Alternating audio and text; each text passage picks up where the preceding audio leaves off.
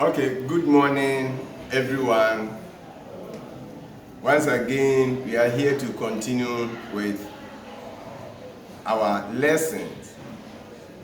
We were on the forms of business organizations. We said we have five main forms of business organizations, and we have done four of them. We have done sole proprietorship, partnership, companies, and the last one we did was the cooperative societies. Today we are going to continue and talk about the last one. You see, the four business organizations that we have done so far, if you were very careful, you realize they could be established by individuals, private people. You and I can establish such forms of business organizations. But the next one that we are going to do today, that one is not established by individuals. So who establishes that one, and what is the name? And that is what we are going to talk about today. Individuals can own businesses. Government can also own businesses. So, and we know we are looking at the state Ghana. The state Ghana. So the state can own businesses. And when it is owned by the state, then we say it is state-owned enterprise. So the individuals can have their enterprises. So the sole proprietor can have his own business and call it Eja Enterprise Limited. The sole proprietor doesn't have a limited. So Eja Enterprise. Then you can have Owusu Enterprise. The moment they add limited, then it means that it has become a company. So Eja can have a company and call it Eja Enterprise Limited. So once you see limited, then it means it is a company. Then individuals can also come together to form partnership and name it whatever name they want to give. The state can also own enterprises. The state can participate in business, and that is the one we call state-owned enterprises. But the common name is public corporations. Check the spelling. We have cooperative. That one is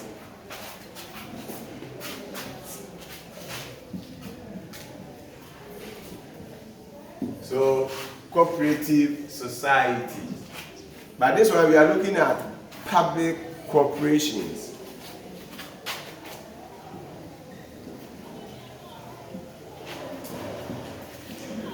So we are looking at corporations. We are not looking at cooperative corporations. So what the first, by the time we finish with public corporations, then these are the things you should know, and we call them learning objectives, the areas we should cover. So the meaning, what is public corporation? You should be able to, by the time we finish with the lesson, you should be able to tell us what public corporations are. Then the next thing has got to do with the features. You should be able to give us some of the features of public corporation. We shall be talking about 7 of them. So you should be able to talk about the features of public corporations. Then the reasons for their establishment. Why does the government participate in business? That is the reason for establishing public corporations. Then the advantages of establishing public corporations. Then we have the disadvantages. Then these public corporations at times are sold to private individuals. So we are going to look at privatization, and we look at the reasons for privatization. Why are the public corporations sold to individuals to take control? Then we shall also look at sources of finance. Where does the state get money to run these public corporations? Then from there we will look at two concepts. We have already talked about privatization. I mean, by the time we get there, we had already talked about privatization. But there are other two related concepts. So we look at nationalization, and then we also be looking at indigenization. So that is that. So let's now start. What is public corporation? Now, if you look at the introduction, then you yourself should be able to tell me what public corporations are. When you say a public corporation, then you are looking at, remember we are talking about forms of business organization. So certainly it will be a form of business organization. But this time, it is not owned by individuals. It is not owned by a sole proprietor. It is not owned by private people, and it is owned by the state. So it's a form of business organization. Either it is wholly, that means the state owns 100% of it and no other person has any, or greatly owned by the state. So either it is wholly owned by the state, it is wholly owned by the state. That means the state owns everything. No other person has any percentage in that. But there are certain times too, there may be a company that the state may own greater percentage of shares. Remember, if it is 50-50, then it means that assuming the entire capital is, let's say, 1 billion Ghana cedis, and the state owns 500 million Ghana cedis, and individuals also together own 500, then it means that it's 50-50. But while the state owns, the state greatly own, let's say 51%, then by conversion, it is also assumed that that is also state enterprise. State enterprise. So that is that. So either it is owned wholly or the state owns part and then other people to own part. But by convention, when the state owns a greater percentage of it, then individuals will be owning, somebody may own less than 1%, other person 1%, another one, but the state owns greater percentage, then that one too can also be considered as state-owned enterprise. So if you go to Ghana Commercial Bank, which now we call GCB Bank PLC, and we know why we say it is PLC, because it is public limited company. The state owns part of it. So you see that, but it's not wholly owned by the state, but it is considered as a public corporation, or it is considered as state-owned enterprise. So that is that. Or the state wholly owns it and no other person owns that one. So that is why we said here that when you are talking about public corporation, then it is either, so the key issue is that it is either wholly or greatly owned and managed. Remember, sole proprietor owns his business because he provided the capital alone. Then he manages it, the planning aspect of it, the organization aspect of it, the direction aspect of it, the control aspect of it is in the hand of the sole proprietor. But here it is the state. It is the state that owns and manages the business. Then you are looking at public corporation. But you cannot talk about public corporation without saying that it is formed by an act of parliament. It is formed by, or it is established by an act of parliament. And you know what is meant by act. We have talked about several acts. That means that before the government or the state can establish any state-owned or any public corporation, it has to go to parliament. Then there will be law to establish. So I've written something here. Let's go and look at it. I've written here an example of an act of parliament. Look at this one. If you ask your parents, you may not know, because now it is not operational. We used to have what you call meat marketing board. Meat marketing board, and it tells you what it was established for meat marketing board. And then you say but before the government can establish this meat marketing board, it has to go to parliament for a law to be established before it can be in operation. So the law that established it in so look at the Meat Marketing Board Act 1972. Then they say, remember we have already talked about the Cooperative Society Act, and we learned about what it was. We talked about the NLCD. Here we are looking at NRCD 42, and you understand what is meant by this one. If you don't know what, go and find 1972. I'm not going to tell you. We have talked about that also. Go and search, find out 1972. In 1966, we know the party that overthrew Dr. Kwame Nkrumah. Go and find out 1962. Why here it is not NLCD, but it's NRCD. What is the meaning of NRCD? That is your work. Go and find out. Then the D, we have already learned about what the D is. Then the 42 here, certainly you understand what is meant by 42. If you know NRC, then you understand the D, and then you also know what the 42 is. So this act was established before the Meat Marketing Board could come into existence. So whatever public corporation you want to establish, then it has to go to Parliament for an act to be established. That's why we say it is formed by an act of Parliament. So that is the meaning. So now information is all over. You can go and Google and then you find out a lot of them, examples of the public corporations we have in Ghana, those that were there and that have been sold.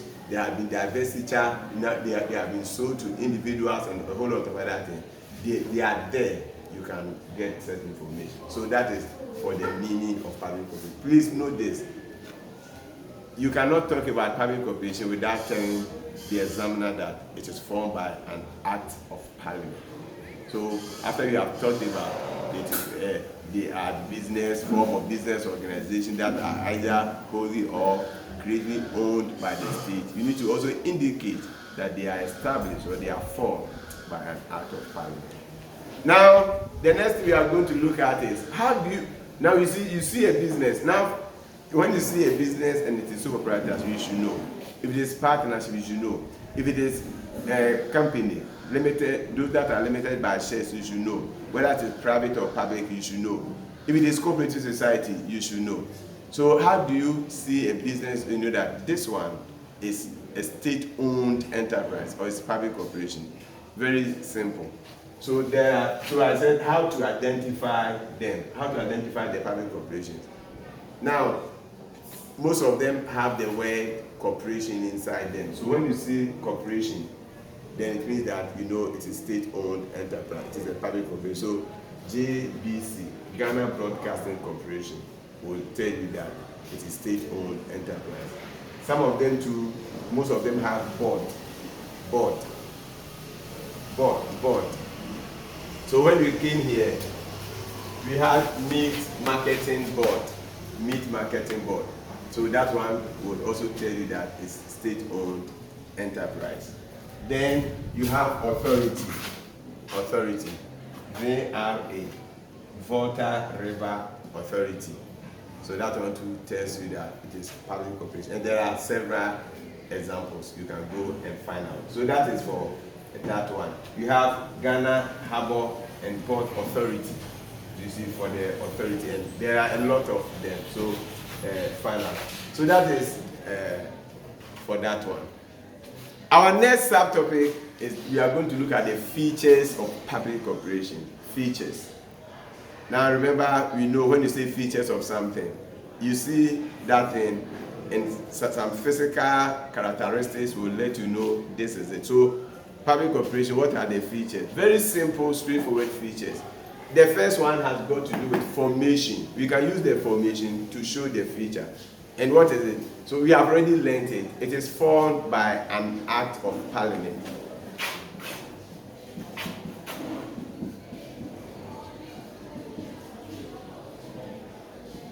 So that is one feature.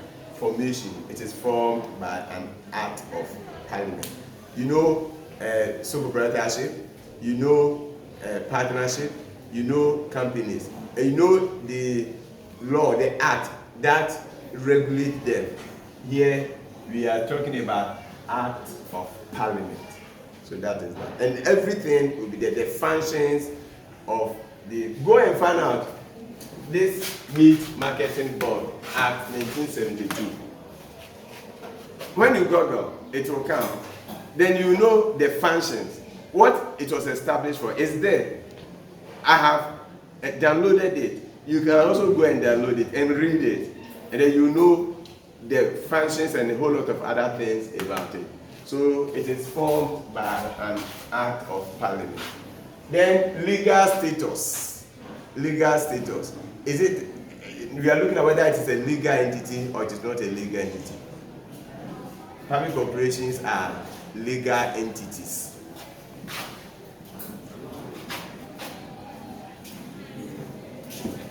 So it is a legal entity. So that is what you need to also know. It's simple. Now, I'm not going to explain to what is meant by legal entity. We have learned that one.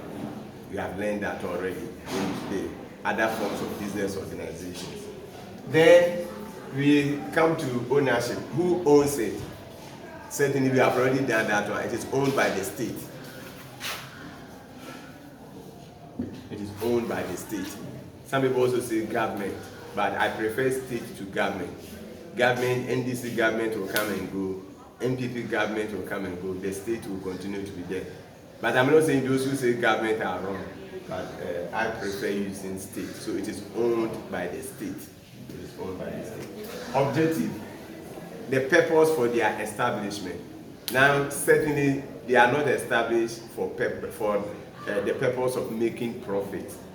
But they are established to provide essential goods and services to the citizens at reasonable prices. At reasonable price. So when you go to the reasons for their establishment, the first one here, to provide essential goods or services at reasonable prices.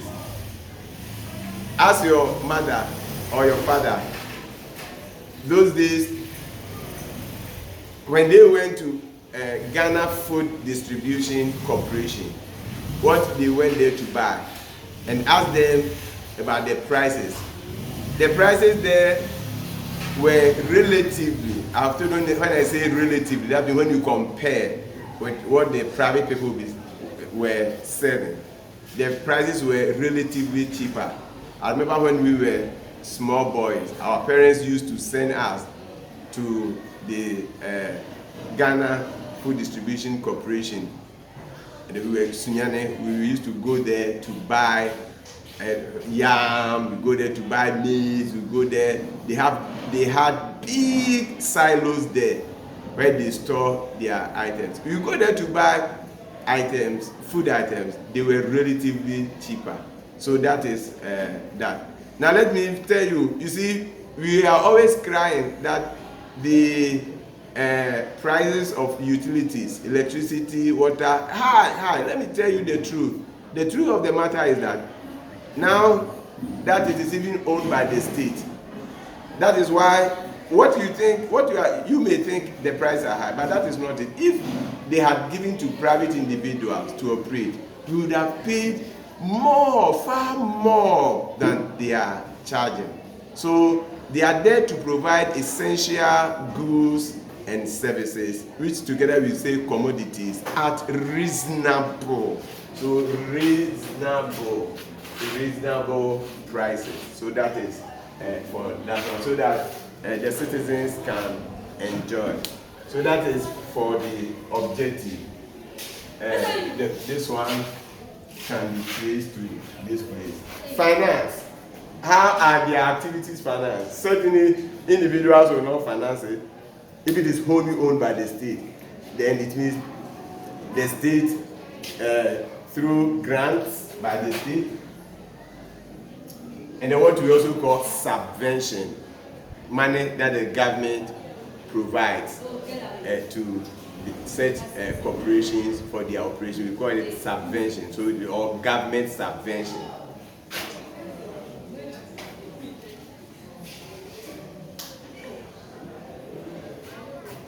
So but that is not the only source, but this is their main source. That's why I'm writing that one here. Other sources that you have learned, they can also go for loans, and so on and so forth. So, but the one that is exclusive to state-owned enterprise.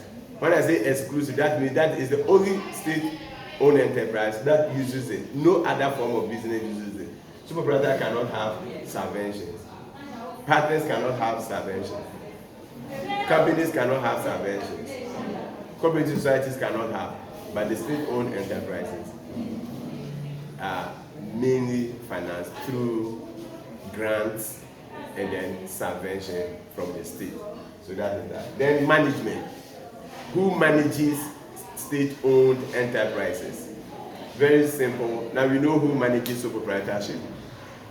We know who manages companies. We know who manages partnership. And then the cooperative societies. You remember when we were going home, you were given assignment. And we were supposed to compare forms of business organization under certain heading. Yes. So you should know who manages what, how is this one from, how is that one from, and so forth.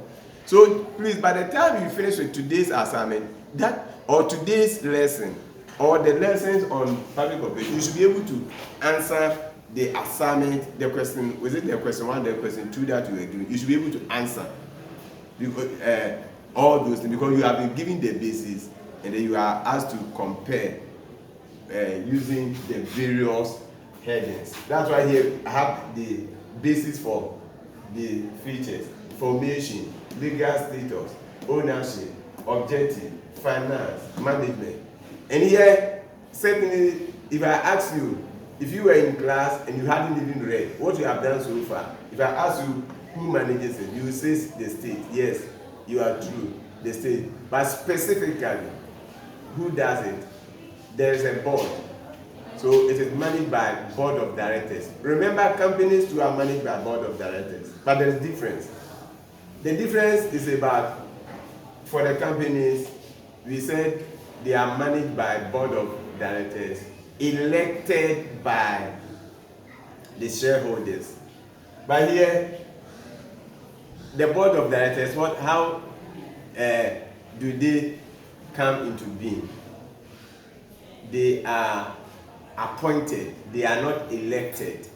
They are appointed by the government, the state, through the sector minister. Through the sector minister. When you say sector minister, for example, if it is about railways, then which minister is there? That public corporation, which ministry is regulating it or controlling it? If it is, let's say, if you look at the Ghana Highway Authority, now, which ministry will Ghana Highway Authority come under? So that is the sector minister. That's the sector, and that's the sector minister. So the sector minister will be charged with the responsibility of appointing the board of directors to run or to manage the state-owned enterprises. So we have board of directors, but here they are appointed by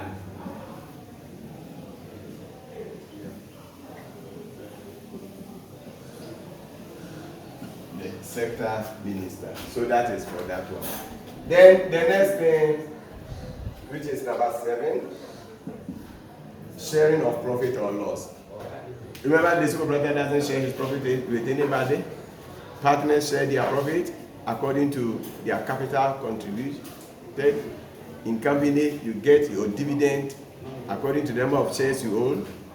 Cooperative societies according to patronage. So the individuals will benefit. But here, when profits are made, remember we have learned that they are not established mainly for profit. So that means, so they charge reasonable prices. But notwithstanding, that doesn't mean that they make losses. No. You are not supposed to. The least you can do is to break even. What does it mean in business when you say you have broken even? Or what is the meaning of to break even? To break even. That means if you are not making profit, don't make loss.